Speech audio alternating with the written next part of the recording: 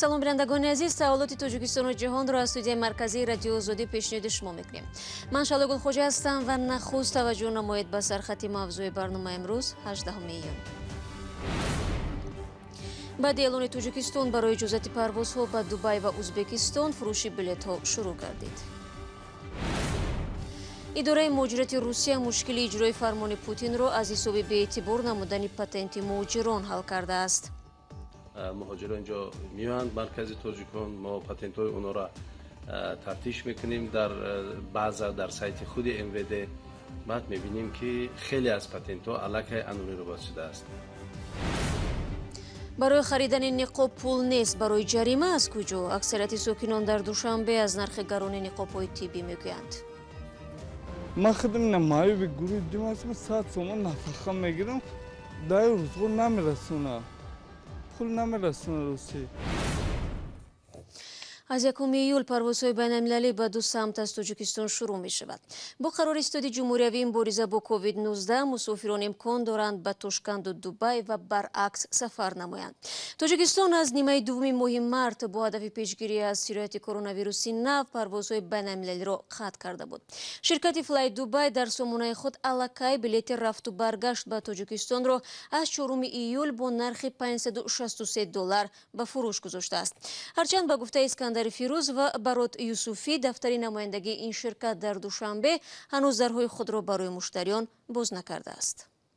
мутаассифона имрӯз ҳам намояндагии ширкати ҳавоии Fly Dubai дар шаҳри Душанбе фаъол нест. вале субҳи имрӯз вақте ба агентии ҳавонавардии Тоҷикистон рафтем, муовини аввали раиси ин агентӣ Азиз Набизода дар суҳбат бо мо гуфт ки шоми дирӯз ситоди ҷумҳуриявии пешгирӣ аз паншавии бемории COVID-19 тасмим гирифт ки ба самти Дубай ва ҷумҳурии ҳамсояи Ӯзбекистон иҷозаи парвоз дода шавад. ба гуфтаи Азиз Набизода ин ду ширкат, яъне ширкати Ӯзбекистон ҳавои юлларӣ ва Fly Dubai тасмим гирифтанд тамоми муқаррароти ҷадиди ИКАО, созмони ҷаҳонии ҳавонавардӣ дар робита ба интиқоли мусофирон дар ҳолати пандемияро риоя кунанд. яъне онҳо розӣ шуданд ки ба дохили ҳавопаймо танҳо мусофирони иҷозаи вуруд дода мешаванд ки аз ташхиси COVID-19 гузаштаанд ва саломатиашон хуб аст ва ҳамчунин онҳо дар дохили ҳавопаймо бо риояи фосилаи иҷтимоӣ, яъне як курсӣ дар миён холӣ метавонанд нишаста бошанд ва ҳамчунин пешниҳод шудааст ки мусофир бояд ҳадди ақал бо боғоҷи камтар дохили ҳавопаймо бинишинад. сар аз 15 июн ҳар як муҳоҷири тоҷик бояд барои кор дар Русия патент бигирад. вале бо фармони Путин регистратсия ё худ сабти ном барои 3 моҳи дигар, яъне то 15 сентябр дароз карда шуд. дар давоми 3 моҳи гузашта мо тақрибан ҳар рӯз аз муҳоҷирони корӣ дар бораи талаби супурдани пули патент ва ҳам регистратсия шикоят мегирифтем. чунки мақомоти маҳаллӣ мисли ин ки аз фармони президент Владимир Путин огаҳ набуданд. аз Иззат Амон, ҳомии ҳуқуқи муҳоҷирон дар Русия пурсидем ки қарори нав муҳоҷиронро дар кадом вазъият гузоштааст. تغییر иловаҳое ки ба дастури президент аз 18 апрел ҷорӣ гаштанд, яъне фармон аллакай баромад, ҳеҷ хубие ба муҳоҷирон наоварданд, зеро ин ки дар ин қарор ҳам мисли қарори пештара ҳеҷ маълумияте нест, яъне намешавад фаҳмида ки чӣ чиз ҳаст ва чӣ чиз нест. фақат муҳлати будубоши шаҳрвандона барои 3 моҳ, яъне то 15 сентябр тамдид карданд. танҳо муҳоҷироне ки регистратсия доранд метавонанд тамдид накунанд ва будубошон дар инҷо давом дорад. бар пояи қарори нав муҳоҷирон аз 16 июн аз пардохти пули патент озод нестанд ва бояд онро пардозанд. дар ин замина аз муҳоҷирон ягон муроҷиатҳое дарёфт кардед ки бо чӣ мушкилиҳо рӯбарӯ ҳастанд? мисли ҳамеша муҳоҷирон саргардонанд, намедонанд ки ин патента супоранд ё насупоранд, чӣ кор кунанд, чунки ҳоло وضعیت مهاجران بسیار وخیم است. هنوزم خیلی از کارخانه ها به کار ندار آمدند. از کجا پیدا میکنند این پولا که باید پرداخت کنند؟ مهمتر از همه این است که صدها هزار پتنت انولی رو یا اینکه بیکار گشته است. مهاجران اینجا میاند مرکز تاجیکان، ما پتنت های اونا را تفتیش میکنیم در سایت خود MVD. بعد میبینیم که خیلی از پتنت ها علیه انولی رو شده است. بنابر همین یک سردرگمی الان وجود دارد و در شعبه های فیمیس یا خدمات مهاجرت در جایها، در دیگر جایها بغیر از مسکو اصلا خبر از این تغییر الهه ها به دستور رئیس جمهور پوتین ندارند.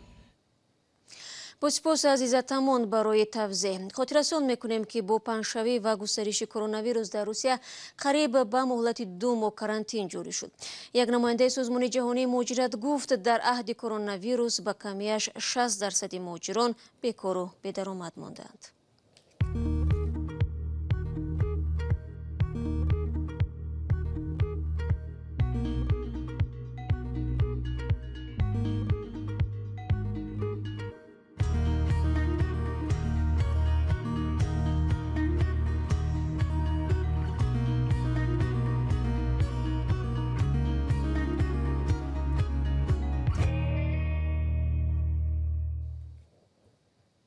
شما برنامه خبری رادیو زودی رو تماشا دارید. در یک شبانه روزی گذشته در تاجیکستان 61 مورد گرفتاری ساکنان با کرونا ویروس تصدیق شده است. شمار جانباختگان به 51 نفر رسید.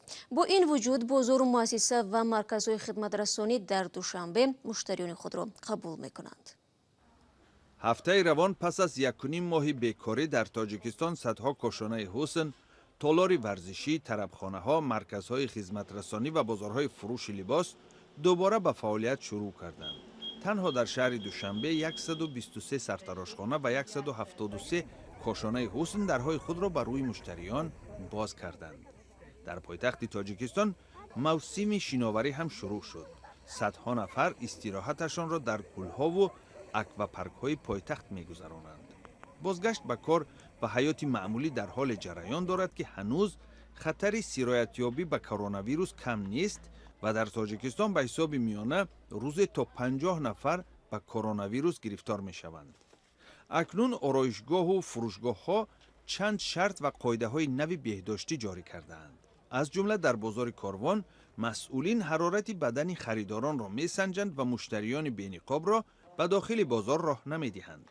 همچنین از خریداران طلب کرده می شود 1.5 متر فاصله بگیرند. البته این قاعده را تعداد خیلی کمی خریداران رعایت می‌کنند. همه کوشش دارند زودتر وارد رسته‌های فروشی سر و لباس شوند. رسته‌هایی که 1.5 ماه باز بسته بودند. خیلی خرسندم که بازار راهوی کردن خیلی بالی منی با کم تا ارزان میکنن با خودتر بشه. پاپشی گرفتیم بستناجی کشته تاپشا. پایین سر فرمان کجا. دوباره به کار شروع کردن بازارها بیش از همه تاجران را خوشحال کرده است. آنها میگویند موقتا از پرداخت انداز آزاد هستند، اما بیکاری در این مدت به آنها ضرری جدی آورد. برخی میگویند بار زیادی را که از خارج کشور وارد کرده بودند اکنون نمیتوانند پره به فروش گذارند. گروه دیگر هم میگویند در این شرایط برای پره به سودا رفتن مال و کالای آنها مجبورند آن را با نرخی نسبتا ارزان پیشنهاد خریداران کنند.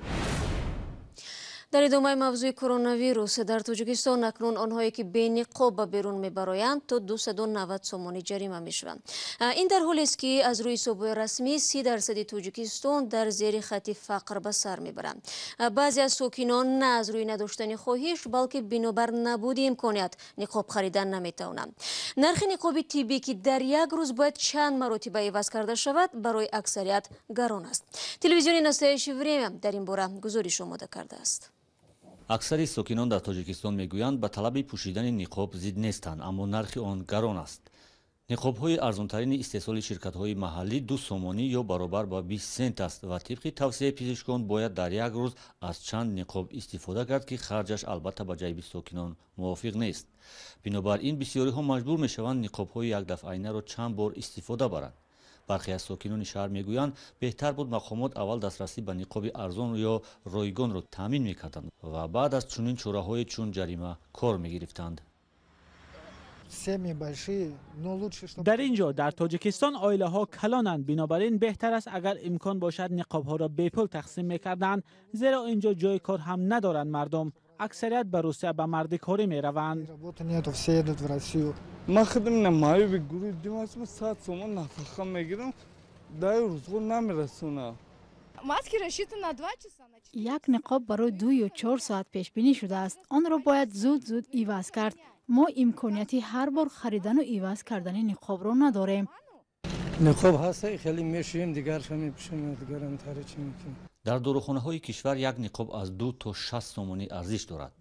بیشتر نقاب‌های استحصال محلی طلبات داشتند که نرخشان ارزان است و از متای پختگین دوخته شده‌اند. این نقاب را ساکنان میتوانند شسته و استفاده کنند. این برای کودکان از خردسالان تنقیسی نمیکشند، برای مسکه کردن رزمیرشان چی اندازه‌شان برای خودشون موافق کرده شده است. با وجود تعیین شدن جریمه در داروخانه و فروشگاه‌های کشور برای خریداری نقاب نوبت‌پایی نیست.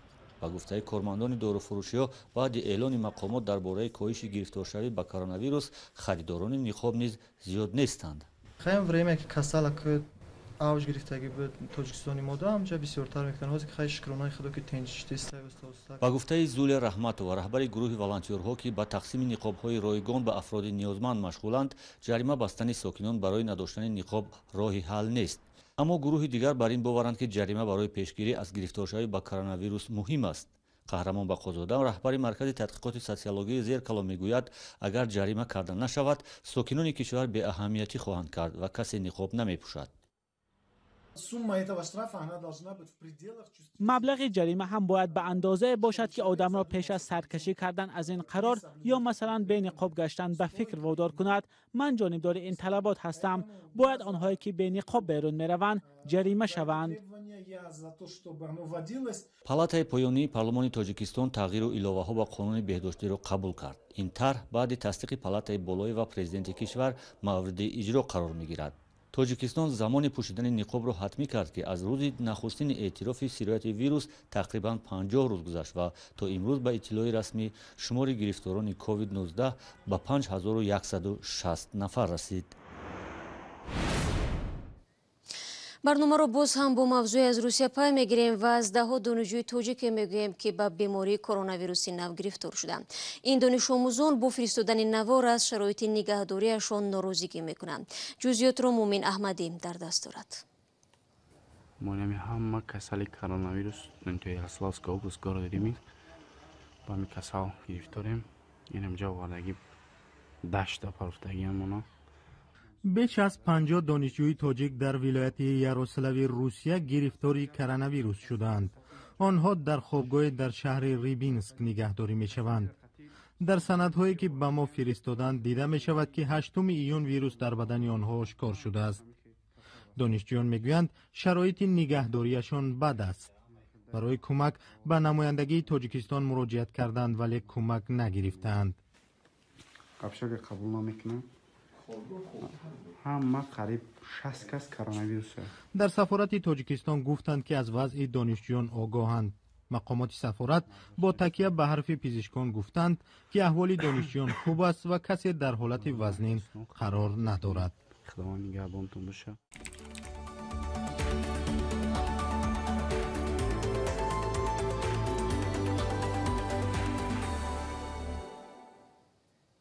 و نورسултон Назарбоев президенти нахустини Қазоқистон ки баҳори соли гузашта истеъфо дод ба коронавируси нав гирифтор шудааст.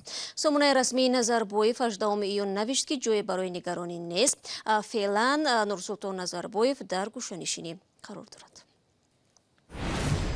бинандагони азиз, инҷо вақти барномаи ахбори озодӣ ба анҷом мерасад. ташаккур аз якояки шумо ки то ин лаҳзаҳо моро ҳамроҳ будед. хабару гузоришҳои дигарро дар сомонаи радиои озодӣ зернишони www.ozodi.org метавонед мутолиа кунед ва дар саҳифаи озодӣ видео дар YouTube тамошо кунед. ҳамзамон шабакаҳои иҷтимоӣ низ дар хизмати шумо азизон аст. фардо субҳ ман шуморо бо хабарҳои тоза дар навиди бомдодӣ чун ҳамеша мунтазирам. то он дам худо нигаҳбони ҳар яки шумо буд.